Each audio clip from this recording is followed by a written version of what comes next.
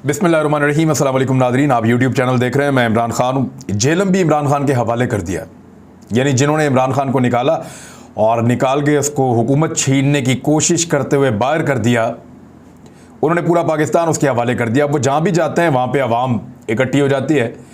आज जेलम का जलसा था और जेलम के जलसे में इमरान खान को उसूली तौर पे मुकम्मल तौर पे नाकाम हो जाना चाहिए था, अगर तो शहबाज शरीफ की बात ठीक थी तो। रीज़न देता हूँ आपको मैं क्या है। जेलम के हर घर के अंदर, हर ख़ानदान के अंदर फ़ौजी हैं, यानी हर घर के अंदर फ़ौजी है, हर ख़ानदान में कई कई फ़ौजी हैं। ये पूरा इलाका जो है, इसको कहते हैं कि ये मार्शल रेस है, यानी बहुत ज़्यादा यहाँ पे लोग जो है वो फ़ौज में भर्ती होते हैं, बड़ी तादाद में लोग फ़ौज में जाते हैं। और जेलम इस हवाले से बहुत मकबूल भी है पाकिस्तान में। जेलम के अंदर बहुत सारे जर्नैल, ब्रिगेडियर्स, कर्नल्स, मेजर्स, यानी कौन सा ऐसा फ़ौज का रैंक है जो जेलम के रहने वालों को नहीं मिला। और बहुत सारे इनके पास एजाज़ात भी हैं। तो जेलम की सरजमीन को फ़ौजियों की सरजमीन नॉर्मली कहते हैं। अच्छा, अब जेलम में हुआ क्या कि इमरान खान साहब जलसा करने गए और इससे एक दिन पहले शहबाज शरीफ साहब ने यह प्रोपेगेंडा किया कि इमरान खान फ़ौज की मुखालफत कर रहे हैं और फ़ौज की तौहीन कर रहे हैं और फ़ौज के ऊपर लगातार कीचड़ उछालने की मुहिम चला रहे हैं। इसके ऊपर कौमी असम्बली में एक करारदाद भी पेश की गई और शहबाज शरीफ साहब ने बड़ा ज़ेर ज़बर के साथ इस मामले को उठाया। लेकिन हुआ क्या? हुआ ये कि जेलम के लोगों ने फैसला सुना दिया कि नहीं, इमरान खान और फ़ौज की कोई दुश्मनी नहीं है, इमरान खान फ़ौज के साथ कोई दुश्मनी नहीं कर रहे, बल्कि फ़ौज के अंदर या फ़ौज के ख़ानदानों के अंदर इमरान खान साहब की मोहब्बत और प्यार मौजूद है। और उसका सबूत जेलम में होने वाले इस जलसे के अंदर लोगों ने दे दिया। बहुत बड़ी तादाद में लोग थे। इमरान खान साहब ने क्या कुछ कहा वो मैं आपको बताता हूँ। ख़ास तौर पे लंदन बुलाया उन्होंने काबीना को, उस हवाले से बड़े सख्त इमरान खान साहब ने स्टेटमेंट दिए हैं। उन्होंने कहा कि एक तो इमरान खान को निकाला गया इस मुल्क से और ये रिजीम चेंज का ऑपरेशन हुआ है और अमेरिकन ने किया है। किस तरीके से, वो उन्होंने सारा तरीका दोबारा बताया। 30 साल तक इस मुल्क को लूटने वाले डाकुओं को मुसल्लत किया गया, लेकिन अल्लाह ताला ने एक करम कर दिया कि हमारी कौम की गैरत को जगा दिया और हमें बेदार कर दिया। ये कौम जो ला इलाहा इल्लल्लाह के नारे के ऊपर बनी थी और इसी नारे के साथ खड़ी थी, जितना भी शुक्र अदा करें अल्लाह ताला का वो कम है। हमारी खुददारी को ये जो करप्ट लोग थे पाकिस्तान के अंदर और जो गद्दार लीडर थे, इन्होंने ख़त्म कर दिया था। खुद तो इनमें गैरत थी नहीं, कौम को भी नुकसान पहुंचा रहे थे। अल्लाह तेरा लाख लाख शुक्र है, तूने हमारी खुददारी को जगा दिया। 26 साल से दुआ कर रहा था कि या अल्लाह मेरी कौम की खुददारी को जगा, और अल्लाह ताला ने मेरी कौम की खुददारी को जगा दिया है। इमरान खान साहब ने यह भी कहा कि 20 तारीख के बाद इस्लामाबाद की दावत दूंगा मैं पूरे पाकिस्तानियों को, और ने कहूँगा कि इस्लामाबाद आएँ। पहले मैंने 20 लाख का एक टारगेट सेट किया था कि 20 लाख लोग इस्लामाबाद आएंगे, लेकिन अब मैं जो देख रहा हूँ और जिस तरीके से पाकिस्तानी जलसों के अंदर आ रहे हैं, ये टारगेट अब 20 लाख नहीं है, नंबर बढ़कर 25 लाख लोगों तक पहुंच चुका है। यानी 25 लाख लोग इस्लामाबाद आएंगे। चेरी ब्लॉसम कौन है? इमरान खान ने पूछा लोगों से, तो लोगों ने शहबाज शरीफ का नाम लिया कि वो है चेरी ब्लॉसम। इंपोर्टेड वज़ीर आज़म का नाम लिया। कहता है कि इमरान खान फौज के खिलाफ बातें कर रहा है। चेरी ब्लॉसम तुम हो मीर जाफर। इमरान खान साहब ने फिर कह दिया, मैंने वो कल क्लिप भी सुनाया था, 4 साल पहले भी इमरान खान कह रहे थे कि जो मीर जाफ़र है वो ये दोनों भाई हैं, मीर जाफ़र, मीर सादक, यानी गद्दारों का जो रोल है वो ये दोनों भाई प्ले करते हैं। इमरान खान साहब के बकौल वो पहले भी ये कहते रहे हैं। तो उन्होंने दोबारा ये कहा। और आसिफ अली जरदारी, मैं ये कहता हूँ कि जब गीदड़ की मौत आती है तो वो शहर की तरफ भागता है, ये इमरान खान साहब ने कहा। सिंध को जरदारी से आज़ाद करवाने का वादा करता हूँ लोगों के साथ कि जो वो जुल्म वहाँ करता है, मैं सिंध के लोगों को जरदारी से आज़ादी दिलवाऊंगा। तुम लोगों ने जो सिंध को लूटा है, लॉन्चों के अंदर और जहाज़ों के अंदर भर भर कर डॉलर्स दुबई भेजते रहे हो, मैं सब जानता हूँ। तो इमरान खान साहब ने कहा कि तुम्हें कहा था कि मैं बाहर निकलकर ज़्यादा ख़तरनाक हो जाऊँगा। मैं अल्लाह का शुक्र अदा करता हूँ कि मेरी आवाम मेरे साथ खड़ी हो गई है। फिर साथ ही साथ उन्होंने कहा कि भारत ने पाकिस्तान के खिलाफ एक प्रोपेगेंडा किया था। माजी में ये खबर मैंने आपको बताई थी नादरीन, जो बड़ा सीरियस इशू था इंडियन क्रॉनिकल्स का। EU डिसइंफो लैब थी एक बरतानिया की, यूरोप की, वहाँ पे उन्होंने एनालिसिस करके बताया था कि भारत ने 600 जाली मीडिया हाउसेज और वेबसाइट्स वगैरह बनाई हुई हैं जिनके ज़रिए से वो पाकिस्तान की फ़ौज और रियासत के ख़िलाफ़ और हुकूमत के ख़िलाफ़ प्रोपेगेंडा करता है। तो इमरान खान साहब ने उसके बारे में बताया कि ये जो 600 जाली मीडिया हाउसेज और वेबसाइट्स वगैरह भारत ने बनाई थी और NGOs बनाई थी, जिसको EU डिसइन्फो लैब ने पकड़ा था, उनके 2 निशाने होते थे पाकिस्तान में। नंबर 1 फ़ौज और नंबर 2 इमरान खान। इमरान खान साहब ने कहा कि वो ऐसा क्यों करते थे, क्योंकि उनको पता था कि ये 2 ऐसी चीज़ें हैं जो पाकिस्तान को जोड़ कर रखती हैं। एक तो फ़ौज, वो पूरे पाकिस्तान को जोड़ कर रखती है, पाकिस्तान की सालमियत, पाकिस्तान की हिफाजत और पाकिस्तान के इकट्ठे जुड़े रहने की एक ज़मानत है पाकिस्तान की फ़ौज। और दूसरा पाकिस्तान तहरीक इंसाफ, वो इसलिए कि इस वक्त ये वाहिद पॉलिटिकल पार्टी है जो पूरे पाकिस्तान में है। इसकी मिसाल उन्होंने ऐसे दी कि 10 दिन के अंदर इमरान खान साहब की पार्टी ने लाहौर में, कराची में, पेशावर में तारीखी नौयत के जलसे कर दिए। कोयटा में अनाउंस करें, वहाँ जाके भी कर देंगे वो। तो ये वाहिद पार्टी है जो चारों सूबों के अंदर मौजूद है और पूरी ताकत के साथ मौजूद है। तो ये पूरे पाकिस्तान को जोड़ कर रखती है। और बाकी सारी जमातें मिलकर भी इमरान खान साहब ने दोबारा उनको चैलेंज किया कि मीनार पाकिस्तान में एक जलसी नहीं कर सकते। फिर इमरान खान साहब ने कहा कि शहबाज शरीफ शर्म करो, इमरान खान का जीना मरना पाकिस्तान में है, डालना है तो मेरा नाम डालो ECL में, मैं बाहर नहीं जाना चाहता। मुझ पर फौज मुखालिफ होने का इल्ज़ाम लगाते हो, शर्म करो, इस बारे में उन्होंने कहा।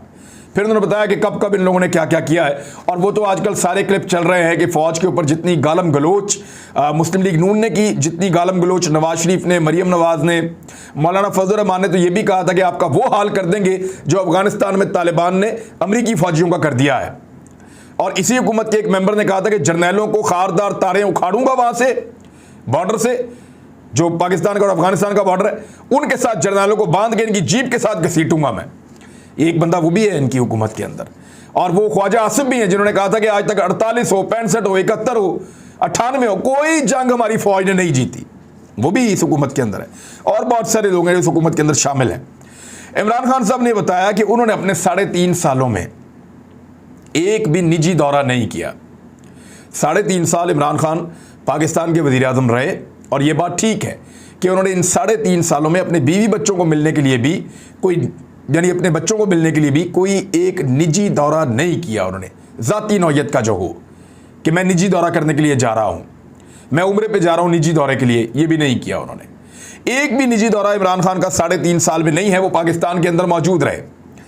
अब ज़रा नवाज शरीफ और जरदारी साहब का डाटा देख लें। नवाज शरीफ साहब ने 24 दौरे, यानी 2 दर्जन दौरे सरकारी अखराजात के ऊपर लंदन के किए, जो उनके निजी दौरे थे। फैमिली वहाँ पे है ना, पैसा वैसा वहाँ पे है, जायदादें वहाँ पे हैं। तो 24 दौरे, यानी हर 2.5 महीने के बाद एक दौरा नवाज शरीफ का, बल्कि इससे ज़्यादा बन जाते हैं, क्योंकि नवाज शरीफ को 3.5 साल तक ही इक़्तिदार में रहे हैं। 3 साल तक आप समझ लें, 4 साल तक इक़्तिदार में रहे हैं।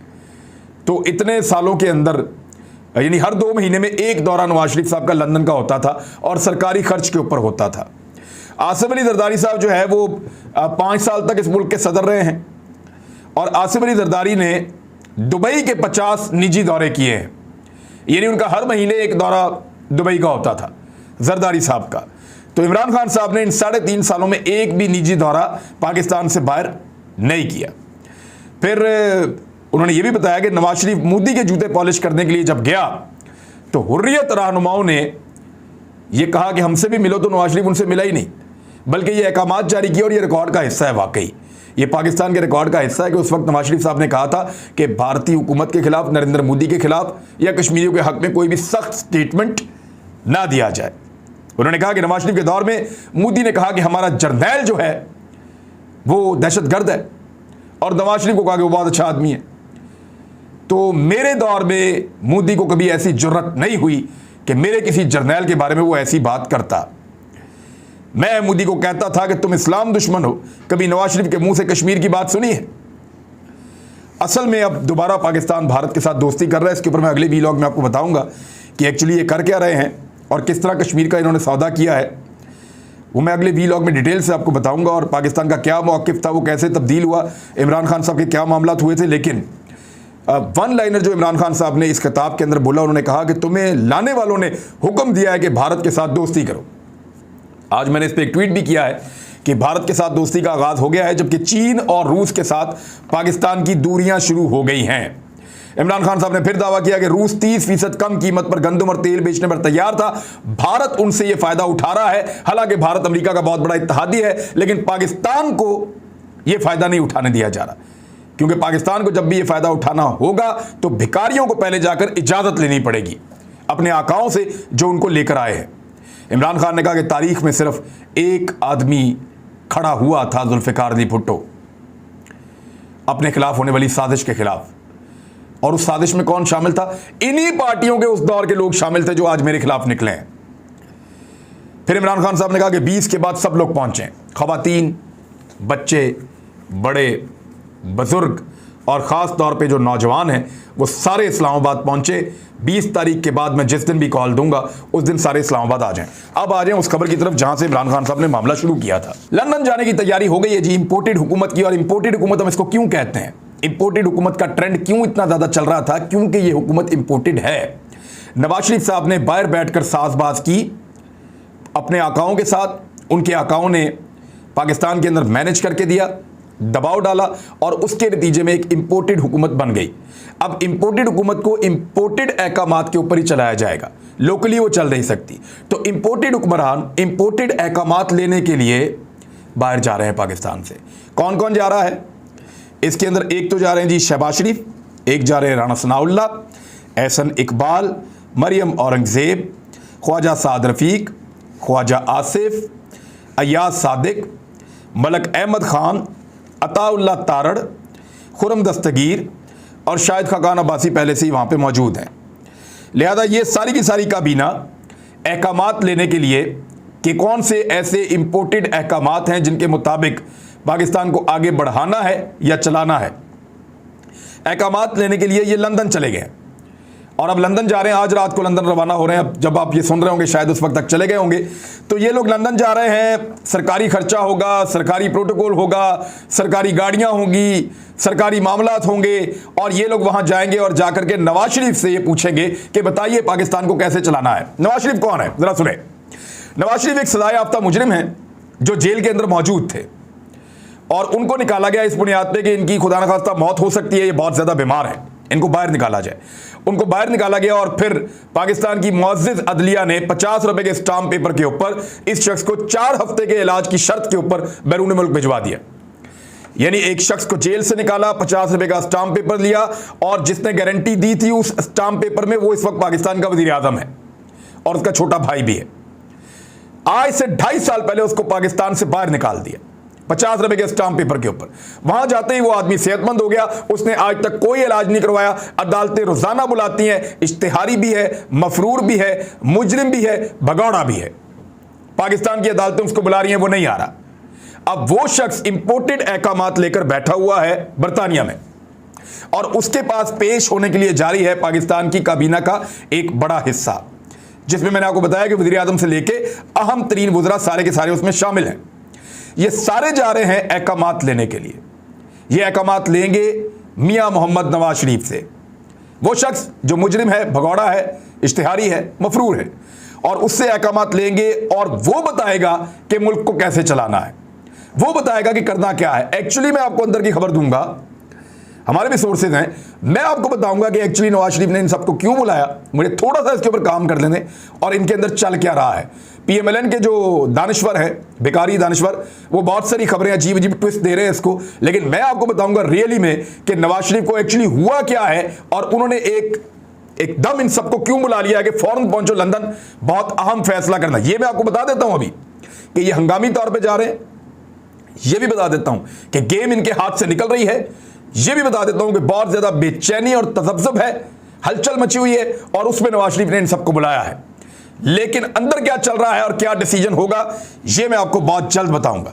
इमरान खान साहब ने चैलेंज करते हुए कहा कि काबीना को लंदन बुलवाया है, अब ये सारी काबीना लंदन जा रही है और आपके पैसे पर जा रही है और मफरूर मुजरिम झूठे आदमी से, बुज़दिल आदमी से मिलने जा रहे हैं, भगौड़े को मिलकर अहकामात लेंगे।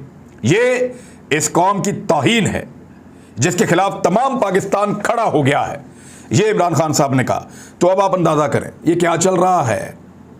लंदन प्लान खुद कहते थे, आज़ादी और खुद मुख्तारी की बात खुद करते थे कि आप पाकिस्तान में बैठ के आप पाकिस्तान को चला नहीं सकते। ऐसी कौन सी बात है जो आप टेलीफोन पे नहीं कर सकते। ऐसी कौन सी बात है जो आप व्हाट्सएप पे नहीं कर सकते या लिंक के ऊपर नहीं कर सकते? ऐसी कौन सी बात है जिसके लिए आपको ये सारे लोग एक बंद कमरे के अंदर मुशावरत के लिए चाहिए? तो समझ जाइए ये कुछ ऐसे अहकामात हैं जो वो लोग नहीं चाहते, यानी एतबार किसके ऊपर नहीं है, एजेंसियां ही सुन सकती हैं ना ये सारा कुछ। एक्चुअली तो सामने आमने बैठने का मतलब यह है कि हमारी कन्वर्सेशन और हमारी बातचीत को एजेंसियां सुन ना पाएं, टेक्नोलॉजी के बावजूद किसी को पता ना चले कि हम क्या प्लान कर रहे हैं। एजेंसियों से छुपकर, हुकूमत उनकी अपनी है, एजेंसियां उनकी कंट्रोल में है, एजेंसियों से छुपकर लंदन में एक मुलाकात के लिए पूरी काबीना को बुलाया नवाज शरीफ ने। लेकिन बात छुपी नहीं रहेगी, बात खुलेगी, हम आपको सारी बात बताएंगे कि क्यों बुलवाया है। लेकिन पाकिस्तान की इससे बड़ी तौहीन हो नहीं सकती कि एक मफरूर मुजरिम जो इश्तिहारी है, भगौड़ा है, वो बुलाकर पूरी काबीना को बताएगा कि मुल्क को कैसे चलाना है। ये नहीं हो सकता। अब तक के लिए इतने, अपना ख्याल रखिएगा, अपने इस चैनल का भी। अल्लाह हाफ़िज़।